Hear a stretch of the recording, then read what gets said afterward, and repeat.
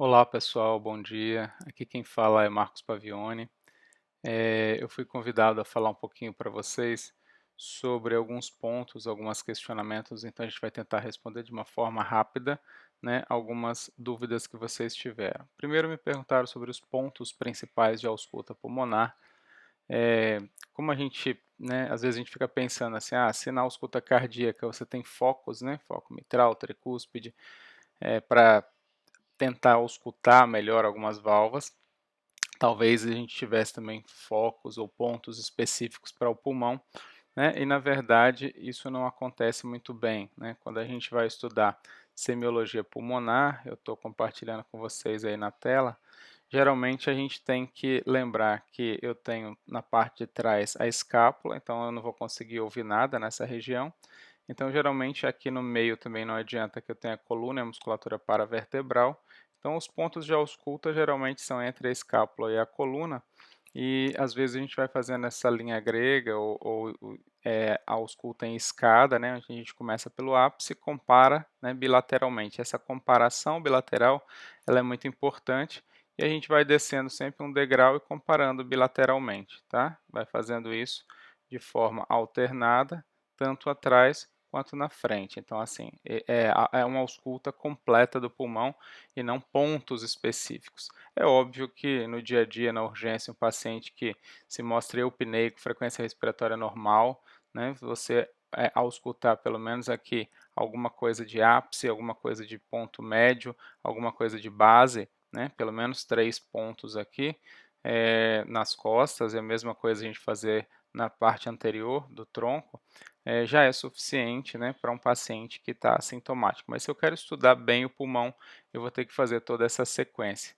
Lembrando que quando eu estou fazendo essa avaliação na parte anterior, a ausculta atrás do manúbrio, nessa região, é a região de traqueia e broncos principais, onde os sons pulmonares, né, eles vão ser diferentes. Aqui na periferia eu vou ter o murmúrio vesicular, e aqui nessa região eu tenho os sons traqueais, né, e aqui começa a ter os sons broncovesiculares nessa região onde vai haver divisão dos broncos principais. Então a ausculta é diferente, né, do som traqueal, e na periferia murmúrio vesicular. O nosso foco na ausculta diária é realmente a periferia, o murmúrio vesicular aí, tá? O que a gente não pode é encontrar som traqueal aqui na periferia. Lembrando que quando eu estou auscultando um pulmão, eu não estou simplesmente auscultando pontos, né? Então, se eu estou com a ausculta de crepitação aqui no lobo superior esquerdo, né, na região de ápice, veja que na porção média, se eu estou na porção média, também ausculta pulmonar, então aqui estaria meu pulmão. A porção média, ó, veja que isso daqui não é um lobo médio, tá? Isso aqui corresponde ao ápice do lobo inferior esquerdo. Então, às vezes, alguma ausculta de crepitação nessa região, né? Então, a ausculta vai ser na porção média, mas corresponde ao ápice do pulmão esquerdo, tá? Só lembrar de fazer essa correspondência anatomoclínica. A outra pergunta que me fizeram foi: quais os possíveis achados na ausculta pulmonar e qual o seu significado? Bom, para isso daí, eu vou sugerir para vocês que vocês entrem nesse site, tá? Practical Clinical Skills, tá? Onde vocês vão treinar suas habilidades clínicas. Ele é bem interessante, vocês podem treinar desde eletrocardiograma, pressão, ultrassom, sons cardíacos, sons pulmonares e até algumas referências em pediatria, sons abdominais. Ele é bem completo, tá? E eu sugiro que vocês trabalhem com esse site. Eu vou colocar aqui, por exemplo, sons pulmonares, e aí vocês vão ter todo tipo de som pulmonar, tá? Para vocês trabalharem, treinarem o ouvido de vocês aí, tá? A gente tem desde testes, né, para você tentar resolver, até um guia de referência para os sons pulmonares, os mais comuns. Então, vocês vão entrar, né, nesses itens aqui e vão trabalhar com sons pulmonares. Basicamente, quando eu falo de sons pulmonares, né, patológicos aí, é muito importante a gente conhecer a crepitação teleinspiratória. Então, você imagina um alvéolo fechado, e assim que você termina a inspiração, ele se abre e a parede que estava colabada pela pneumonia, ela termina, né? Ela sai, não é mais colabada, e aí você vai ouvir um sonzinho teleinspiratório, que é a crepitação fina, tá?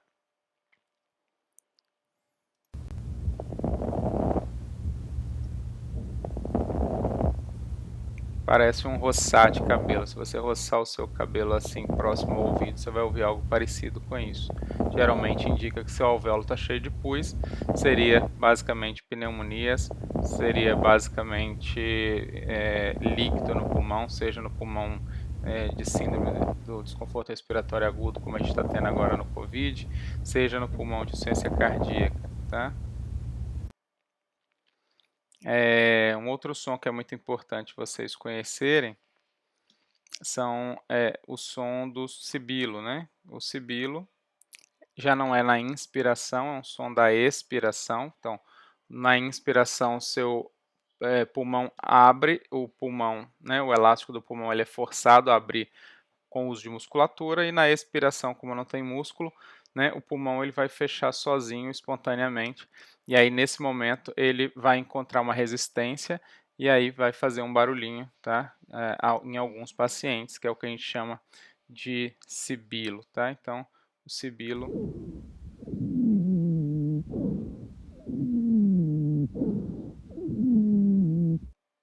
é um som ao final da expiração. Agora nós estamos falando de som expiratório.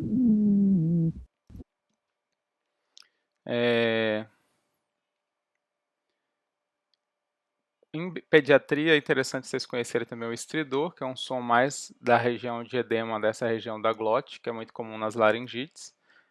É um som mais alto.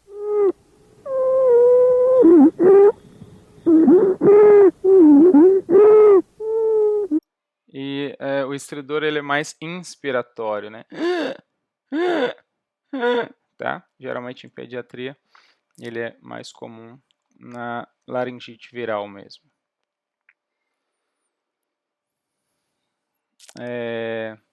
Uma outra coisa que é importante, que eu vou aproveitar aqui, é falar sobre o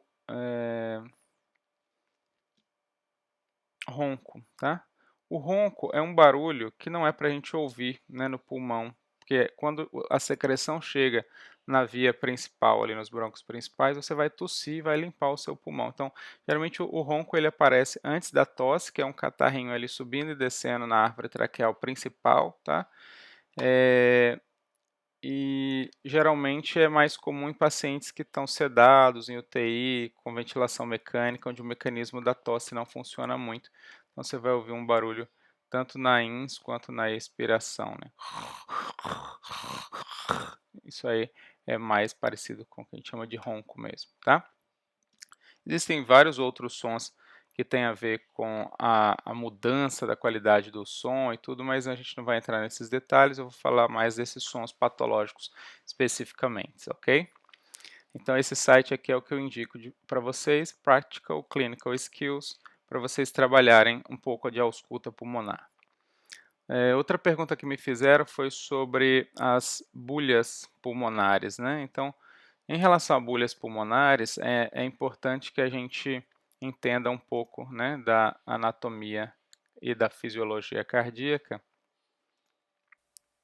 Se eu pensar aqui no coração batendo, desculpem.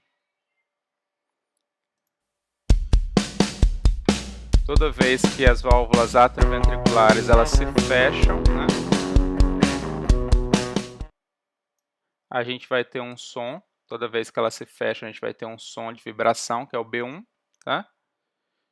E toda vez que as válvulas semilunares, aórtica e pulmonar se fecharem, a gente tem um som que é o B2. Basicamente, aqui é o B1, aqui é o B2, né? O B1, né, como a gente está falando de válvulas mitral e tricúspide, o B1 ele vai ser melhor audível, né? Então a vibração dele vai ser melhor audível aqui na ponta do coração, enquanto que o B2, que é o batimento da aórtica e da pulmonar, ele vai ser mais audível aqui na base do coração. Cuidado, base do coração não é a mesma coisa que base de pulmão, tá? Então base do coração é para cima e a ponta do coração é para baixo, tá? Então B1 e B2. E o B3 e o B4? Na verdade, o B3 seria mais ou menos o seguinte. Suponhamos que você tivesse esse coração aqui, ventrículo esquerdo, com insuficiência cardíaca, então ele agora está enorme, tá? Ele não consegue mais ejetar todo o sangue dele para a aorta, sempre sobra um pouquinho aqui de sangue. E essa quantidade de sangue forma como se fosse uma piscininha aqui, uma piscina nessa região. E aí toda vez que no início da sístole, né, desculpa, no início da diástole, né, na fase de enchimento rápido, quando desce aquela coluna de sangue da válvula mitral aqui e ela cai de uma vez dentro do ventrículo esquerdo, se esse coração estiver fraco, não estiver conseguindo bombear bem o sangue, esse restante de sangue que estava aqui dentro, essa coluna de sangue que estava aqui, vai receber um impacto, gerando uma vibração que vai dar o B3. Então, o B3 ele é um som que ocorre durante a diástole, né, na parte inicial da diástole, tá? Então, geralmente é logo depois, né, do fechamento da válvula atrioventricular. Então, ele é um som que vem logo após do B2, né? Então, é mais ou menos tum-tadum, tum-tadum, tum-tadum, né? Ele vem um som depois do B2, tá? Então, esse seria o B3. Já o B4 ele ocorre numa fase um pouquinho mais tardia, no finalzinho da diástole. Então, o sangue já desceu todo aqui para essa parede, mas agora vai ser algo sob pressão. O átrio vai cuspir aqui um restinho, né, que é a fase de sístole atrial. Ele vai cuspir um restinho de sangue aqui para dentro desse ventrículo. E aí o barulho geralmente vai acontecer quando essa parede do ventrículo estiver muito dura, complacência muito aumentada, por exemplo, uma miocardiopatia hipertrófica, onde isso aqui está muito grosso, um infarto, onde isso aqui está cheio de fibrose, tá? E aí essa contração atrial vai gerar uma pressão alta e vai gerar uma vibração aqui por causa que esse coração ele não consegue dilatar e não consegue, né, a complacência dele é ruim, ou seja, ele é duro, tá? E aí vai vibrar e vocês vão ouvir um som, só que é um som bem grave, esse som é mais audível na ponta, o paciente tem que estar virado às vezes em decúbito lateral esquerdo, tá? E como ele é no finalzinho da diástole, a gente acha na ausculta que ele é pré-fechamento, que agora logo depois que ocorrer isso daqui vai fechar B1, né? Vai fechar a válvula atrioventricular. Então ele é um som pré-B1, tá? Então você vai ouvir o B4 mais como um desdobramento do B1 do que como um B4 propriamente dito, né? Vai ser algo mais ou menos 30, 30, 30, tá? É mais um desdobramentozinho do B1. Então, só para mostrar aqui para vocês no ciclo cardíaco, né? Então, B1, B2, tá? E logo depois do B2, você poderia ouvir o terceiro som, que é na fase de diástole, tá? E se você fosse ouvir um B4, ele seria exatamente, imediatamente antes aqui da próxima B1 aqui, que seria o início da sístole, ok? Bom, a outra pergunta faço a semiologia cardíaca sempre ou eu posso dar uma resumida, né? Posso dar uma roubadinha? Essa é a dúvida que estão perguntando aqui. Bom, isso é uma pergunta que todo aluno faz, porque geralmente a gente tem estuda, você gasta lá um período inteiro para estudar fisiologia cardíaca, aí você fala assim, nossa, inspeção, palpação, percussão, ausculta. É óbvio que se o meu foco, eu estou achando que a minha doença é cardíaca, eu vou trabalhar muito bem isso tudo, vou inspecionar com atenção, vou fazer a percussão, tá? A percussão para a cardiologia não tem grande valor não, mas vou fazer a inspeção, vou fazer a palpação, ictus, e depois eu vou fazer a ausculta. Se eu fosse falar para você assim, se eu fosse enxugar isso tudo, né, do quadro cardiovascular, o que sobraria?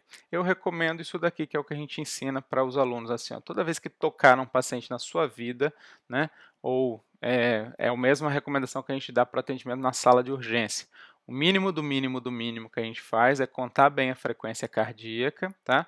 Toda vez que ela estiver muito alta ou muito baixa, a gente vai monitorizar para ver o ritmo lá na tela, né? A gente vai auscultar bem a área cardíaca, né? E aí, quando a gente ausculta, a gente vai ver ritmo cardíaco regular em 2 tempos, ou seja, eu estou ouvindo o ritmo, eu estou vendo se é em 2 ou 3 tempos, se tem B3, se tem B4. Eu estou vendo se as bulhas estão normofonéticas, ou seja, B1 mais audível na ponta e B2 mais audível na base, tá? E aí, veja se tem sopros, tem sons acessórios, né? Por exemplo, cliques de ejeção, né? Então, desdobramentos, tá? E aí, a gente vai aferir a pressão arterial com um manguito adequado para o tamanho do braço, palpar pulso, de preferência um pulso periférico e um central, então a gente poderia palpar pulso periférico e um central, pelo menos, tá? E avaliar a perfusão pelo meio do tempo de enchimento capilar, tá? Que é você apertar a ponta do dedo, ou na criança que a gente está fazendo no braço, e ver se a coloração volta em 2 segundos. Né? Se volta em 2 segundos é normal, isso a gente chama de tempo de enchimento. Isso me mostra perfusão, como é que o sangue está chegando lá na periferia, nos capilares. Tá? E geralmente, se não está chegando bem, às vezes a pele fica assim toda rendilhada, parecendo um mármore aqui, tá? Então é sinal de má perfusão. Então, o mínimo do mínimo do mínimo seriam essas 5 coisas aqui, se fosse para eu sugerir para vocês, ok? Uma outra pergunta que me fizeram foi sobre sopro cardíaco e as patologias mais comuns. Para quem não conhece, eu montei um material que é para o pronto atendimento da pediatria lá do Hospital Santa Isabel, e aí eu sugiro que vocês utilizem esse material.